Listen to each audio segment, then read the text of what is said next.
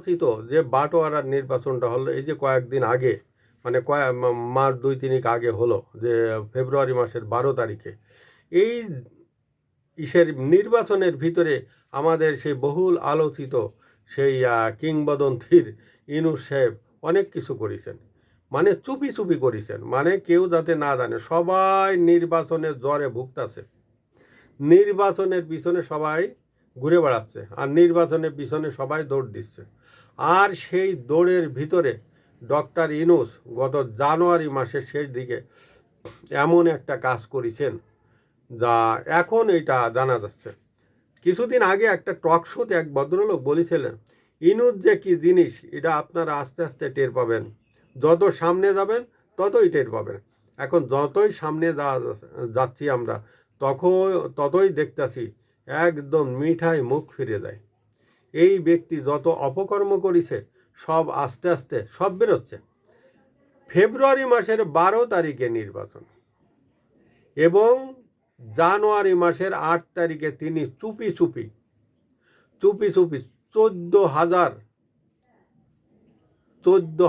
শিক্ষক নিয়োগ করেছেন। 14,000 প্রাথমিক শিক্ষক, বোধহয় সম্ভবত এই প্রাথমিক শিক্ষক নিয়োগ করেছেন 14,000। উনি কি করেছেন, এ মোটা অঙ্কের টাকা নিয়ে এই বৈষম্য বিরোধী ছাত্ররা ওনার আশেপাশে যারা ছিল এদেরকে দিয়ে মোটা অঙ্কের টাকা নিয়ে সেই প্রশ্নপত্র ফাঁস করেছেন। তারপরে পরীক্ষা নিয়েছেন। 8 তারিখে পরীক্ষা, 8 তারিখে পরীক্ষা হলো, রেজাল্ট দিছে 9 তারিখে। চিন্তা করতে পারিছেন আপনারা যে কত বড় একটা হয়েছে, মানে দুর্নীতি হয়েছে। মানে খাতা দেখার যে একটা সময়, সে খাতা দেখারও সময় দেয়নি, কারণ তারা তো ওই যে টাকা নিয়ে নিয়ে সব সিলেক্ট করেছে, টাকা নিয়ে নিয়ে সব সিলেক্ট করেছে। এখন এই